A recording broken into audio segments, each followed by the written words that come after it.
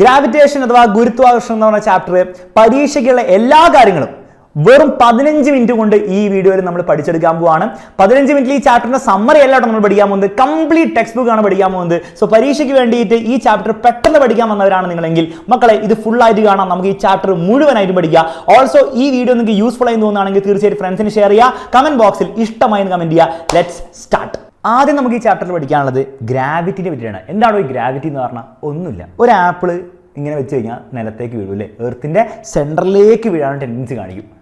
ഇതെന്തുകൊണ്ടാണ്? Earth ഇവനെ പിടിച്ച് വലിക്കുന്നുണ്ട്. ആ ഒരു ഫോഴ്സിനെയാണ് നമ്മൾ ഗ്രാവിറ്റി എന്ന് വിളിക്കുക. അപ്പോൾ ഗ്രാവിറ്റി എന്താണ് എക്സാമ്പിൾ ചോദിച്ചു കഴിഞ്ഞാൽ വൃത്തിക്ക് എഴുതി വെക്കണം. എർത്ത് അട്രാക്ട്സ് ഓൾ ഒബ്ജക്ട്സ്, എല്ലാവരും അട്രാക്ട് ചെയ്യുന്നുണ്ട്.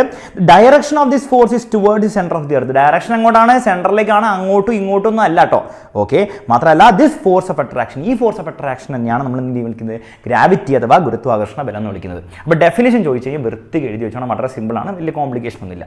അങ്ങനെയാണെങ്കിൽ എർത്ത് മാത്രമല്ല ഈ സാധനങ്ങളൊക്കെ അട്രാക്ട് ചെയ്യുക അല്ല, ഏത് രണ്ട് മാസുകളും അടുത്ത് വെച്ച് കഴിഞ്ഞാൽ അവർ തമ്മിൽ അട്രാക്ട് ചെയ്യും. ആ അട്രാക്ട് ചെയ്യുന്ന ഫോഴ്സിന്റെ ഇക്വേഷൻ നമുക്ക് പഠിക്കണം, which is F is equal to, ആ ഫോഴ്സ് എന്താണ്? ക്യാപിറ്റൽ ജി എന്ന് പറഞ്ഞ സാധനം ഉണ്ട്, നമ്മൾ ഗ്രാവിറ്റേഷണൽ കോൺസ്റ്റന്റ് എന്ന് വിളിക്കും, ഇൻറ്റു ആദ്യത്തെ മാസം m1, രണ്ടാമത്തെ മാസം m2 ഡിവൈഡ് ബൈ അവർ തമ്മിലുള്ള ഡിസ്റ്റൻസ് d ഇല്ലേ അതിന്റെ സ്ക്വയർ. ഇതായിരിക്കും ഏത് രണ്ട് മാസുകൾ തമ്മിലുള്ള ഫോഴ്സിന്റെ ഇക്വേഷൻ. എർത്ത് വലുതായതുകൊണ്ട് എർത്തിന്റെ എഫക്റ്റ് ഭയങ്കര കൂടുതലാണെന്നേ ഉള്ളൂ. ഏത് രണ്ട് മാസും, ഞാനും നിങ്ങളും തമ്മിൽ, ഞാനും ഈ റിമോട്ട് തമ്മിലൊക്കെ ഈ ഫോഴ്സ് ഉണ്ടെന്നുള്ള കാര്യം മനസ്സിലാക്കുക. ഈ ഫോഴ്സിന്റെ ഇക്വേഷനാണ് നമ്മൾ യൂണിവേഴ്സൽ ലോ ഓഫ് ഗ്രാവിറ്റേഷൻ എന്ന് വിളിക്കുക. ഈ ഇക്വേഷൻ നിങ്ങൾ പഠിക്കണം. അതുകൂടാതെ പരീക്ഷ ചോദിക്കും state universal law of gravitation ചോദിച്ചാൽ അതിന്റെ സ്റ്റേറ്റ്മെന്റ് ഒന്ന് പഠിച്ചു വെക്കുക. ഈ ഇക്വേഷനുള്ള കാര്യങ്ങൾ തന്നെയാണ് അവിടെ എഴുതിച്ചിരിക്കുന്നത്, പക്ഷേ ഇംഗ്ലീഷിലും മലയാളത്തിലും പഠിച്ചു നോക്കണം. 1 മാർക്കിന് ചോദിക്കാൻ ചാൻസ് ഉണ്ട്. ഓക്കെ, ഇതിൽ ആ ക്യാപിറ്റൽ ജി എന്ന് പറഞ്ഞ സാധനത്തിനെയാണ് നമ്മൾ ഗ്രാവിറ്റേഷണൽ കോൺസ്റ്റന്റ് എന്ന് വിളിക്കുക. അപ്പോൾ ഈ ഗ്രാവിറ്റേഷണൽ കോൺസ്റ്റന്റിന്റെ വാല്യൂ അത് പഠിച്ചു നോക്കണം. 6.67 × 10⁻11 newton metre square per kg² ആണ്. അത് പഠിച്ചു നോക്കണം. ഇത് ആരാണ് കണ്ടുപിടിച്ചത്? ഹെൻറി കാവൻഡിഷ് എന്ന് പറഞ്ഞ സയന്റിസ്റ്റ് ആണ്. പരീക്ഷയിൽ 1 മാർക്കിന് ചോദിക്കാൻ ചാൻസ് ഉണ്ട്. ഈ ഗ്രാവിറ്റേഷണൽ കോൺസ്റ്റന്റ് എല്ലായിടത്തും കോൺസ്റ്റന്റ് ആയിരിക്കും. എർത്തിൽ മാത്രമല്ല, ജൂപ്പിറ്ററിലായിക്കോട്ടെ, വേറെ ഗാലക്സിയിലായിക്കോട്ടെ, വേറെ എവിടെ നിങ്ങൾ യൂണിവേഴ്സിൽ പോയാലും ഈ ഒരു gravitational constant value capital G constant ആയിരിക്കും എന്നുള്ള കാര്യം ഒന്ന് ഓർത്ത് വെക്കുക. അപ്പോൾ ഇത് ബേസ്ഡ് ആയിട്ട് ന്യൂമറിക്കലും ചോദിക്കാൻ ചാൻസ് ഉണ്ട്. Calculate the gravitational force of attraction between 2 children of mass. ഒരാളുടെ മാസ് വന്ന് രണ്ടാമത്തെ മാസം വന്ന് അവർ തമ്മിൽ ഡിസ്റ്റൻസ് വന്നു. അപ്പോൾ ഒന്നുമില്ല, ഫോർമുല എടുക്കുക. ഇത് formula F is equal to G m1 m2 divide by d². നിങ്ങൾ ജിക്ക് പകരം നമ്മൾ പഠിച്ച വാല്യൂ 6.67 × 10⁻11 ബൈ ഹാർട്ട് പഠിച്ചു നോക്കണം. ഇട്ട് കൊടുക്കുക. ആദ്യത്തെ മാസം 40 കിലോ ഇട്ട് കൊടുക്കുക, രണ്ടാമത്തെ മാസം 50 കിലോ ഇട്ട് കൊടുക്കുക, ഡിസ്റ്റൻസ് 2 ഇട്ട് കൊടുക്കുക. പക്ഷേ അതിനെ സ്ക്വയർ ചെയ്യാൻ മറക്കരുത്. അപ്പോൾ 2² 4 വരും. അപ്പോൾ ആ കാൽക്കുലേഷൻ ഒക്കെ ചെയ്യാനുള്ള ചോദ്യങ്ങൾ വരാം. ഇത്രയും ടഫ് ആയിട്ടുള്ള കാൽക്കുലേഷൻ ചോദ്യം വരാൻ ചാൻസ് ഇല്ല, സിമ്പിൾ ആയിട്ടുള്ള ചോദ്യം വരാനാണ് ചാൻസ് ഉള്ളത്. പക്ഷേ എങ്ങനെ വന്നു കഴിഞ്ഞാൽ ഈ ഫോർമുലയിൽ ഇട്ട് കൊടുക്കുക, സിമ്പിൾ ആയിട്ട് നിങ്ങൾ എന്ത് ചെയ്യുക, സബ്സ്റ്റിറ്റ്യൂട്ട് ചെയ്ത് അങ്ങോട്ട് ചെയ്തുകൊള്ളുക. വേറെ കോംപ്ലിക്കേഷൻ നമ്മുടെ ഇല്ല. ഓക്കെ, അടുത്ത പഠിക്കാനുള്ളത് ഇവിടെ ഒരു തേങ്ങ ഇതിന്ന് ഒരു കാറ്റത്ത് വല്ല ആടി ഒരു തേങ്ങയാണ് ആ ഒരു സാധനം പൊട്ടിക്കഴിഞ്ഞാൽ അത് മുകളിലേക്ക് പോകാൻ താഴേക്ക് വരുമോ? സാർ താഴേക്ക് വരും. താഴേക്ക് വരാൻ കാരണം എന്താ? ഗ്രാവിറ്റി ഉണ്ട്. ആയിക്കോട്ടെ, ഈ താഴേക്ക് വരുമ്പോൾ അവൻ്റെ മുകളിൽ ഫോഴ്സ് ഉണ്ട്, ഫോഴ്സിന്റെ ആക്സിലറേഷൻ ഉണ്ടാവും. യെസ്, ഈ ഫോഴ്സിനെ നമ്മൾ എന്താ വിളിക്കുക? താഴേക്ക് വരുന്ന ഗ്രാവിറ്റി എന്നാണ് വിളിക്കുക. അപ്പോൾ ഈ ആക്സിലറേഷൻ നമ്മൾ എന്ത് വിളിക്കും? ആക്സിലറേഷൻ ഡ്യൂ ടു ഗ്രാവിറ്റി എന്ന് വിളിക്കും. ഗുരുത്വാകർഷണം മൂലമല്ലേ ആക്സിലറേഷൻ ഉണ്ടാവുന്നത്, അതുകൊണ്ട് നമ്മൾ അതിനെ ആക്സിലറേഷൻ ഡ്യൂ ടു ഗ്രാവിറ്റി അഥവാ ഗുരുത്വാകർഷണ ത്വരണം എന്നുള്ള രീതിയിൽ വിളിക്കും. എന്താണ് ഗുരുത്വാകർഷണ ത്വരണം? ബേസിക്കലി ആക്സിലറേഷൻ ആണ്. പക്ഷേ ആരുടെ ആക്സിലറേഷൻ? ഒരു സാധനം വെറുതെ താഴേക്ക് വീഴുകയാണെങ്കിൽ നമ്മൾ ഫ്രീ ഫോൾ എന്ന് പറയുക. ആ ഫ്രീ ഫോൾ ഉള്ള സാധനത്തിന്റെ ആക്സിലറേഷൻ ആണ് ജി. അപ്പോൾ ആ ഡെഫിനേഷൻ ഒന്ന് പഠിച്ചൊക്കെ പരീക്ഷയിൽ ചോദിക്കാം. ജീന്റെ വാല്യൂ പഠിച്ചു നോക്കണം. 9.8 m/s² ആണ്. ചില ചോദ്യത്തിൽ തന്നെ പറയുകയാണ് ജി 10 എടുത്തോളാൻ പറയുകയാണെങ്കിൽ നമുക്ക് 10 എടുക്കാം, അല്ലെങ്കിൽ 9.8 m/s² തന്നെ എടുക്കണം. യൂണിറ്റ് പഠിച്ചു വെച്ചോ, m/s² ആണ്. ആക്സിലറേഷൻ യൂണിറ്റ് തന്നെയാണ്. ഇതിന്റെ വാല്യൂ, ഇതിനൊരു ഇക്വേഷനും കൂടി ഉണ്ട്. അതിന്റെ ഇക്വേഷനും പഠിച്ചു നോക്കണം. Small g = capital G into capital M by capital r². Capital M എന്ന് പറഞ്ഞാൽ നമ്മുടെ എർത്തിന്റെ മാസ്, ക്യാപിറ്റൽ ആർ എന്ന് പറഞ്ഞാൽ എർത്തിന്റെ റേഡിയസിലിടോ എർത്തിന്റെ റേഡിയസ്. ഇതാണ് അതിന്റെ ഇക്വേഷൻ എല്ലാവരും പഠിച്ചു വെക്കുക, ബൈ ഹാർട്ട് പഠിച്ചു വെക്കണം. ഈ ഇക്വേഷന് ഡെറിവേഷന് ചിലപ്പോൾ എക്സാമിന് ചോദിക്കാൻ ചാൻസ് ഉണ്ട്. ഈ ഇക്വേഷൻ എങ്ങനെ വന്നു, അറൈവ് വിത്ത് ദിസ് ഇക്വേഷൻ അല്ലെ ഡിറൈവ് ദിസ് ഇക്വേഷൻ എന്നൊക്കെ പറഞ്ഞു ചോദിച്ചു കഴിഞ്ഞാൽ ആ ഇക്വേഷൻ എത്തിക്കാണിക്കണം. വളരെ സിമ്പിൾ ആണ്. ഇവിടെ earth capital mass, capital M ആണ് മാസ്. ഒരു ആപ്പിൾ ഉണ്ട് എന്ന് വിചാരിക്കുക, അല്ലെ ഏതെങ്കിലും ഒബ്ജക്റ്റ് സ്മോൾ എം ആണ് മാസ്. അവർ തമ്മിൽ അട്രാക്റ്റീവ് ഫോഴ്സ് ഉണ്ടാവില്ലേ? എന്താ attractive force? F is equal to G ആദ്യത്തെ മാസ് രണ്ടാമത്തെ മാസ് ബൈ r². അതാണ് നമ്മുടെ ഗ്രാവിറ്റേഷണൽ ഫോഴ്സ്. നമുക്ക് ന്യൂട്ടൺ സെക്കൻഡ് ലോ എന്നറിയാം, എഫ് എന്ന് പറഞ്ഞാൽ എം എ ആണെന്ന് അറിയാം. അപ്പോൾ നോക്കി രണ്ടിൻ്റെ ലെഫ്റ്റ് സൈഡിൽ എഫ് ആണ്, റൈറ്റ് സൈഡിലെ ആൾക്കാരും അപ്പോൾ ഈക്വൽ ആയിരിക്കും. ലെഫ്റ്റ് സൈഡിലെ ആൾക്കാർ സെയിം ആണ്, റൈറ്റ് സൈഡിലെ ആൾക്കാർ സെയിം അല്ലേ. അപ്പോൾ റൈറ്റ് സൈഡ് ഇക്വേറ്റി, അപ്പോൾ റൈറ്റ് സൈഡ് ഇക്വേറ്റ് ചെയ്ത് രണ്ട് ഇക്വേറ്റ് ആവും, എമ്മും കട്ടായി, അതായത് ഈ വസ്തുവിന്റെ മാസ് കട്ടായി പോയി. അപ്പോൾ ആക്സിലറേഷൻ ഇത് കിട്ടി. ഈ ആക്സിലറേഷൻ ഏതോ തോന്നിയ ആക്സിലറേഷൻ ആണോ? അല്ല, this is acceleration due to gravity. Gravity കാരണമുള്ള ആക്സിലറേഷൻ ആണ്. അപ്പോൾ അതിനെ നമ്മൾ ജി എന്ന് വിളിച്ചു, അത്രേ ഉള്ളൂ. എക്ക് വരെ ജി എന്ന് വിളിച്ചു. അപ്പോൾ ജീൻ്റെ ഇക്വേഷൻ കിട്ടി. ഇത്രയേ ഉള്ളൂ സംഗതി. ഇവിടെ ഒരു കാര്യം നിങ്ങൾ നോട്ട് ചെയ്ത് വെക്കേണ്ടത്, ഈ ജീൻ്റെ ഇക്വേഷനിൽ വസ്തുവിന്റെ മാസ്, ഈ ഒബ്ജക്റ്റിന്റെ മാസ് അതില്ല. അതായത് ഏത് മാസമുള്ള സാധനത്തിൽ ഈ ആപ്പിൾ 1 കിലോ ആണെങ്കിലും 2 കിലോ ആണെങ്കിലും 10 കിലോ ആണെങ്കിലും 100 കിലോ ആണെങ്കിലും 1000 കിലോ ആണെങ്കിലും അവൻ്റെ ജി എത്ര ആയിരിക്കും? അവൻ്റെ ജി 9.8 ആയിരിക്കും. അപ്പോൾ വസ്തുവിന്റെ മാസിനെ ഡിപ്പെൻഡ് ചെയ്യുന്നില്ല അവനുള്ള ആക്സലറേഷൻ ഉള്ള കാര്യം ഓർത്ത് വെക്കാം. അപ്പോൾ അത് ബേസ്ഡ് ആയിട്ട് പല ചോദ്യങ്ങൾ വരാം. ഫോർ എക്സാമ്പിൾ, ഒരു കോയിനും ഒരു പേപ്പറും ഡ്രോപ്പ് ചെയ്താൽ രണ്ടു പേർക്ക് സെയിം ജി ആയിരിക്കില്ലേ? കാരണം മാസിനെ ഡിപ്പെൻഡ് ഇല്ലല്ലോ. അപ്പോൾ ആരായിരിക്കും താഴെ എത്തുക? അപ്പോൾ നമ്മൾ ആദ്യം ചിലപ്പോൾ പറയും രണ്ടുപേർക്ക് സെയിം ചെയ്യപ്പോൾ രണ്ടുപേർക്കും സെയിം ആക്സിലറേഷൻ ആണ്, രണ്ടുപേരും ഒരുമിച്ച് എത്തണം. പക്ഷെ രണ്ടുപേരും ഒരുമിച്ച് എത്തില്ല. കോയിൻ നിലത്തേക്ക് വേഗം വീഴും, പക്ഷേ പേപ്പർ മെല്ലെ വീഴുള്ളൂ. കാരണം എന്താണ്? കാരണം രണ്ടുപേർക്ക് ജി സെയിം ആണ്. പക്ഷെ വ്യത്യാസം എന്താ വെച്ച് കഴിഞ്ഞാൽ പേപ്പറിന്റെ ഷേപ്പ് കാരണം, അതിൻ്റെ ഒരു മെറ്റീരിയൽ കാരണം എയറിന്റെ ഫ്രിക്ഷൻ അല്ലെ ഡ്രാഗ് എന്ന് വിളിക്കും, അത് ഭയങ്കര കൂടുതലാണ് മുകളിലേക്ക്. അപ്പോൾ അത് കാരണം പേപ്പർ മെല്ലെ വീഴുള്ളൂ, കോയിൻ സ്പീഡിൽ വീഴും. അപ്പോൾ ജി സെയിം ആണ്, പക്ഷേ എയറിന്റെ ഫ്രിക്ഷൻ ആണ് ഇവിടെ റോൾ പ്ലേ ചെയ്യുന്ന കാര്യം ഓർത്തുകൊണ്ട് പരീക്ഷ ചോദിച്ചു കഴിഞ്ഞാൽ എഴുതി വെക്കണം.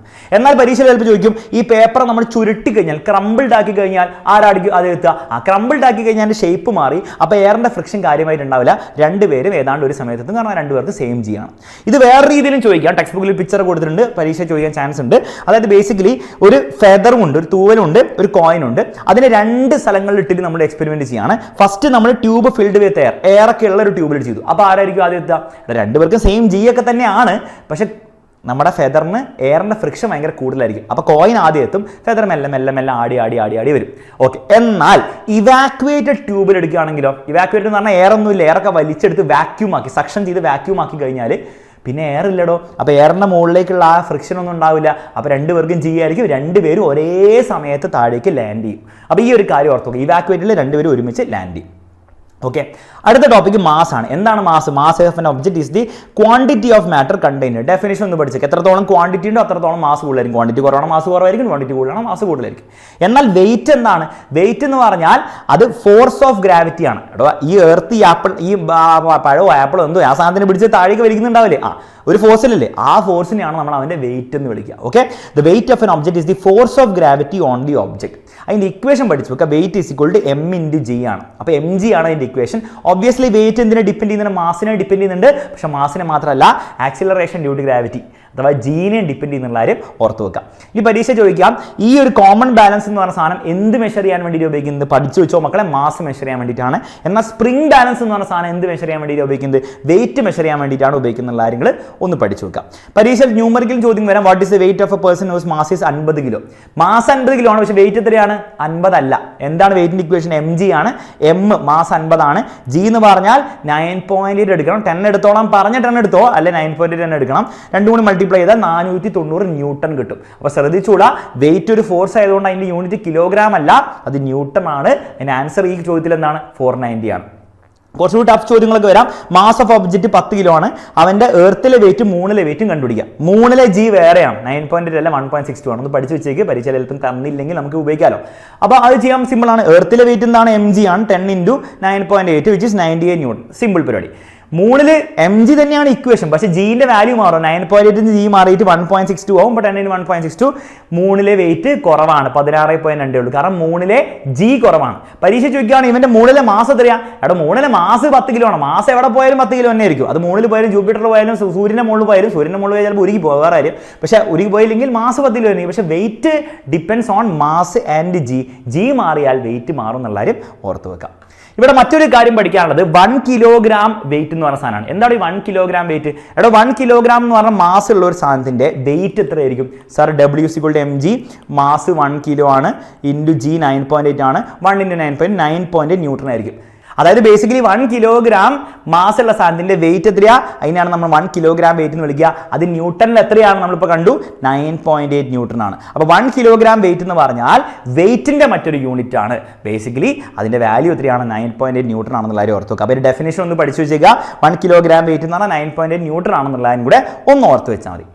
നെക്സ്റ്റ് പഠിക്കാനുള്ള ഷേപ്പ് ഓഫ് എർത്ത് ആണ്. നമ്മൾ പൊതുവേ എർത്തിനെ ഇങ്ങനെയാണ് കാണിക്കുന്നതെങ്കിലും എർത്തിന്റെ ഷേപ്പ് കറക്റ്റ്ലി ഒരു സ്ഫിയർ അല്ല, അത് സ്ലൈറ്റ്ലി ഈ ഭാഗത്ത് എലോങ്ങേറ്റഡ് ആണ്. അപ്പോൾ ഒരു ചപ്പാത്തി എടുത്തിട്ട് ഇങ്ങനെ പരത്തി കഴിയുമ്പോൾ കുറച്ച് ഇങ്ങനെ ആവില്ലേ, ഇത്രത്തോളം ഒന്നും ഇല്ല, എന്നാലും കുറച്ച് ഇങ്ങനെ എലോങ്ങേറ്റഡ് ആണ്. അതുകൊണ്ട് തന്നെ എന്താ സംഭവിക്കുക വെച്ചാൽ ഇക്വേറ്ററിലേക്കുള്ള റേഡിയസ് കുറച്ച് കൂടുതലായിരിക്കും, എന്നാൽ പോൾസിലേക്ക് ധ്രുവത്തിലേക്കുള്ള റേഡിയസ് കുറച്ച് കുറവായിരിക്കും. നമുക്ക് ജീന്റെ ഇക്വേഷൻ അറിയാം, റേഡിയസ് താഴെയാണ് കിടപ്പുള്ളത്, താഴെയുള്ള ആൾ കൂടിയാൽ ജി കുറയുകയാണ് ചെയ്യുക. അപ്പോൾ ആലോചിച്ച് നോക്ക്, ഈ റേഡിയസ് കൂടിയ ഇക്വേറ്ററിൽ ജി കുറവായിരിക്കും, എന്നാൽ റേഡിയസ് കുറഞ്ഞ പോളിൽ ജി കൂടുതലായിരിക്കും. ഓക്കെ, ആ ഒരു കാര്യം ഓർത്ത് വെക്കുക. അപ്പോൾ ജീൻ്റെ വേരിയേഷൻ പഠിച്ചു നോക്കുക, പോൾസിലായിരിക്കും കൂടുതൽ ബേസിക്കലി എന്നുള്ള കാര്യം ഓർത്ത് വെക്കുക. അതിൻ്റെ വാല്യൂം കൂടെ ഒന്ന് പഠിച്ചു വെക്കുന്നല്ലായിരിക്കും ചിലപ്പോൾ പരീക്ഷ ചോദിക്കാൻ ചാൻസ് ഉണ്ട്. ഇക്വേറ്ററിൽ 9.78ഉം പോളിൽ 9.83 എന്നുള്ള കാര്യം ഒന്ന് പഠിച്ചു വെക്കുക. അപ്പോൾ ഇത് വേസ്റ്റ് ആയിട്ട് ചോദ്യങ്ങളൊക്കെ വരാം. Is an object heavier at the Paul's or at the equator? എടോ എവിടെയാണ് ജി കൂടുതൽ? പോൾസിലല്ലേ ജി കൂടുതൽ, അപ്പോൾ അവിടെ ആയിരിക്കും വെയിറ്റ് കൂടുതൽ. അതിൻ്റെ കാരണം എന്താണ്? ഇവിടെ ജി കൂടിയ വെയിറ്റും കൂടും, അത്ര ഉള്ള സംഗതി, വളരെ സിമ്പിൾ ആണ്. What will be the weight of an object at the centre of the earth? സെന്ററിലെ ജി എത്രയാ? എടോ സെന്ററിൽ ജി ഇല്ല, നിങ്ങൾ സെന്ററിൽ പോയി നിങ്ങൾക്ക് ആക്സിലറേഷൻ ഉണ്ടാവോ? ഇല്ല. അപ്പോൾ വെയിറ്റ് എന്തായിരിക്കും? എം ജി അല്ലേ വെയിറ്റ്, അപ്പോൾ വെയിറ്റ് 0 ആയിരിക്കും. നെക്സ്റ്റ് പഠിക്കാനുള്ള ഫ്രീ ഫോൾ. ഞാൻ പറഞ്ഞു ഓൾറെഡി ഫ്രീ ഫോൾ എന്താണ്. നിങ്ങളൊരു സാധനം താഴേക്ക് വീഴുന്നു കണ്ടു കഴിഞ്ഞാൽ അതിൻ്റെ മുകളിൽ ഫോഴ്സ് ഓഫ് ഗ്രാവിറ്റി മാത്രമേ ഉള്ളൂവെങ്കിൽ അതിനാണ് നമ്മൾ ഫ്രീ ഫോൾ എന്ന് വിളിക്കുക. അപ്പോൾ ജസ്റ്റ് ഒന്ന് പഠിച്ചു വെക്കുക ഫ്രീ ഫോളിൻ്റെ ഡെഫിനേഷൻ. ഈ ഫ്രീ ഫോൾ ഒരു പ്രത്യേക സാധനം നമുക്ക്, ഫോർ എക്സാമ്പിൾ ഒരു സാറ്റലൈറ്റ് കിടന്ന് ഇങ്ങനെ കറങ്ങിക്കൊണ്ടിരിക്കുക, അത് ഫ്രീ ഫോൾ ആണോ? യെസ്, കാരണം ഫോഴ്സ് ഓഫ് ഗ്രാവിറ്റി മാത്രമേ അതിന് മുകളിൽ, വേറെ ഫോഴ്സും കാര്യങ്ങളൊന്നും ഇല്ല. അപ്പോൾ ഇവിടെ രസകരമായിട്ടുള്ള കാര്യം എന്ന് വെച്ചാൽ ഈ സാറ്റലൈറ്റിന്റെ സെൻട്രലിലേക്കുള്ള ആക്സിലറേഷൻ ജി ആണ്, അതിന്റെ ഉള്ളിൽ നിൽക്കുന്ന ആളുണ്ട് വിചാരിക്കുക, അവന്റെ ആക്സിലറേഷൻ സെൻട്രലിലേക്ക് ജി ആണ്. രണ്ടു പേർക്കും ഈ ആക്സിലറേഷൻ ജി ആണെങ്കിൽ ഇയാൾ ഇങ്ങനെ ഫ്ലോട്ട് ചെയ്യും.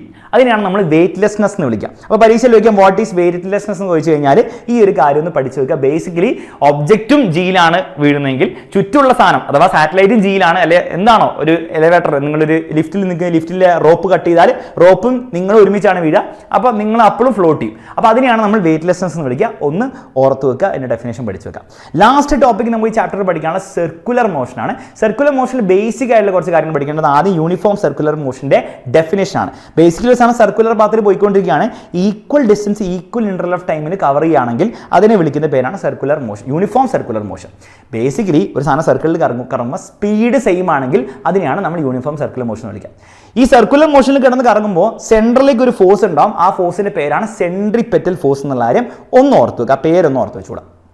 ഫോഴ്സിന്റെ ആക്സിലറേഷൻ ഉണ്ടാവുമല്ലോ, അപ്പോൾ സെൻട്രിപെറ്റൽ ഫോഴ്സ് ഉണ്ടെങ്കിൽ ഉണ്ടാകുന്ന ആക്സിലറേഷൻ ആണ് സെൻട്രിപെറ്റൽ ആക്സിലറേഷൻ. അതിന് ഡെഫിനേഷൻ ഒന്ന് പഠിച്ചു നോക്കുക. The rate of change of velocity is acceleration. Acceleration of an object moving on circular path, സർക്കിളിലാണ് പോകുന്നതെങ്കിൽ അപ്പോൾ ഉണ്ടാകുന്ന ആക്സിലറേഷൻ ആണ് സെൻട്രിപെറ്റൽ ആക്സിലറേഷൻ.